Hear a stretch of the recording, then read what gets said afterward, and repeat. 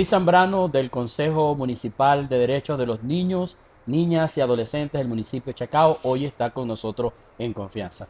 Antes del paréntesis, estábamos hablando sobre el reglamento escolar para promover una convivencia pacífica. Quisiera que pudieras ofrecernos en este momento para los televidentes, padres, representantes, educadores que ven este espacio, algunas recomendaciones concretas de cómo hacer para crear un reglamento que de verdad promueva la participación de todos, pero que además favorezca el proceso educativo y la convivencia pacífica. Sí, yo creo que lo primero y lo primordial es que esas normas de convivencia, ese reglamento, se ajusten a las disposiciones legales vigentes. Es decir, la Ley Orgánica de Educación y la Ley Orgánica para Protección de Niños, Niñas y Adolescentes, la LOP. ¿Sí? La Ley Orgánica de Educación de 2009 eh, introdujo unos cambios bien importantes en torno al sistema disciplinario, ¿no?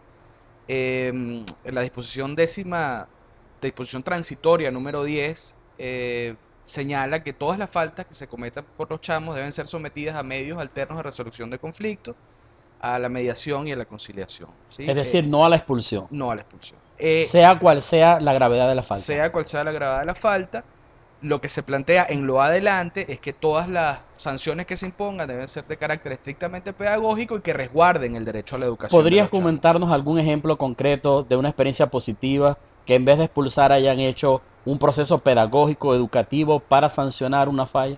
Sí, conocimos un caso ya hace algún tiempo, un plantel que en la época de carnaval, cuando se presentan estos juegos con huevos y agua y harina y tal, unos muchachos pues hicieron prácticamente una batalla campal ahí en el patio del colegio con huevos y tal.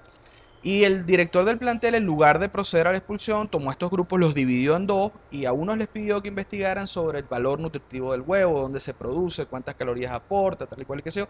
Y al otro grupo los mandó a investigar sobre el tema del hambre en África, Biafra, Somalia. Y bueno, luego los juntó, ¿no? Y cada quien expuso ya lo que le tocaba y bueno, se dieron cuenta de que bueno, era una cosa terrible desperdiciar un huevo porque por no poder consumir el valor nutritivo que uno aporta, la gente se muere de hambre en otros Y países eso y sin duda tiene un gran valor educativo, mucho más que expulsar al chamo que a lo mucho más. mejor va a terminar en una esquina atracando a otros, porque si es expulsado del sistema educativo, ¿qué otra alternativa de futuro Sí, tendría? es lo que comentábamos hace un rato, los chamos que salían del sistema educativo con esas expulsiones que hasta por 2 años eran posible aplicar, pues difícilmente regresaban al sistema educativo. ¿Qué pasa cuando hay casos tan graves que uno conoce, que lo que le cuentan los maestros, como que hay amenazas inclusive con armas de fuego de estudiantes que se produce, con el bullying, el acoso? Es una muy buena pregunta, fíjate, hay que dejar muy claro que los docentes tienen capacidades y responsabilidades en materia disciplinaria limitadas al ámbito de su escuela. Es decir, los docentes no pueden de ninguna manera ni conciliar ni sancionar lo que son hechos punibles. ¿Ok? Ya delitos consagrados por Los la ley. delitos deben estar sometidos al sistema penal de responsabilidad del adolescente si fuera el caso, o al sistema de protección si el hecho punible fuera cometido por un niño, si es una persona que tiene menos de 12 años. Pero en términos generales, uno ve que hay una tendencia muy marcada del docente, eso que algunos han llamado los docentes titanes, ¿no? De tratar de resolver todas las situaciones que se producen en la escuela. Y bueno, por supuesto se ven rebasados porque ¿qué puede un docente frente a un conflicto de dos muchachos que están armados? Usted necesita que intervenga la autoridad. Eso va mucho más allá de la sencilla falta disciplinaria. Ese Eso tipo de situaciones no es la que deben estar no deben contempladas en el estar contempladas. reglamento. Lo que sí debe estar contemplado en las normas de convivencia es que de presentarse situaciones que constituyen hechos punibles, esas situaciones serán denunciadas ante la autoridad competente. Nos queda poco tiempo del programa. Otras recomendaciones prácticas concretas para quienes decidan hacer su reglamento escolar. Yo creo que lo primero que hay que hacer es garantizar la participación de los chamos. Que todos los chamos estén ahí, que participen, que opinen, que estén en conocimiento verdadero. Así que el manual de convivencia deje de ser ese instrumento que cuando usted escribe al chamo se lo dan al papá, ¿no? Y el papá ni lo lee, no lo lee el muchacho. Así, yo creo que el muchacho tiene que manosearlo, que conocerlo, que hacer lo suyo. Y en esa manera, pues va a ir entendiendo un poco de qué va, ¿no? Y cómo funciona la disciplina. esos reglamentos, por esa misma razón, yo siempre recomiendo que estén redactados de la manera más clara y más precisa que se pueda.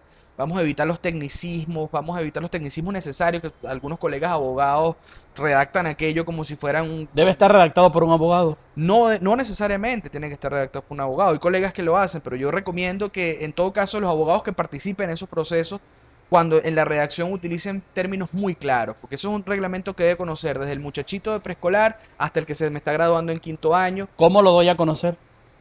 Con los medios de publicidad son muchísimos. Yo recomiendo dos fundamentales. El primero es que el primer día de clase que yo tenga con mis muchachos, cada vez que empiece un año escolar, yo lo gaste revisando mis normas. Lo emplee revisando mis normas de convivencia, pidiendo opiniones, explicando por qué esa norma está allí. Es decir, mire, nosotros no es que pedimos que no se jueguen en el patio pelota, porque no queremos que jueguen pelota, sino porque ahí hay muchachitos chiquitos y usted me puede lesionar a un muchacho, ¿sí? Explicar cuál es, digamos, cuál es la finalidad que tiene esa norma, ¿no? Además de eso, ya te decía, eso es un reglamento que debe poder manejar desde el muchacho más chiquito hasta el más grande y desde el papá, digamos, obrero de la construcción hasta el papá doctor en ciencias políticas, qué sé yo, ¿no? Una cosa que todo el mundo entiende y que conozca. Eh, y además tiene que aplicarse, el reglamento no puede ser letra muerta. Una vez que usted lo cree, una vez que usted lo haga, aplíquelo. Si la sanción que establece allí por determinado acto tengo que aplicársela al peor muchacho del colegio, el que tiene el mejor rendimiento, o al que tiene el mayor rendimiento, yo tengo que hacerlo por igual.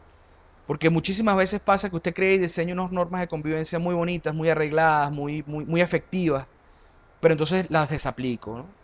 Y eso es lo que tenemos que evitar allí, el criterio, esa subjetividad en la aplicación de la norma, digamos, porque eso le resta valor a la norma, le resta mucho valor a la norma. Y la última cosa que yo recomendaría a los docentes es, además de que escuchen a sus chamos en lo que les están planteando, es que haya una congruencia entre lo que está escrito en el reglamento y la acción oficial.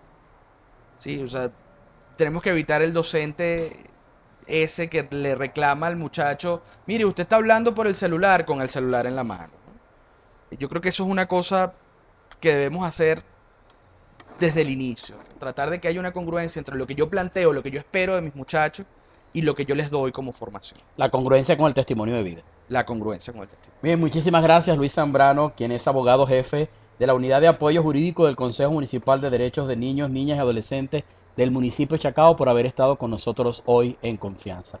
Queremos comprometernos con un mundo donde los derechos humanos se respeten. La LOMNA es un instrumento eficaz para promover el bienestar de los niños, niñas y adolescentes. No le temamos, no sintamos que la LOMNA es un enemigo. Al contrario, es una gran aliada para que nuestros niños y niñas tengan vida y la tengan en abundancia. Sigan con nosotros en Confianza.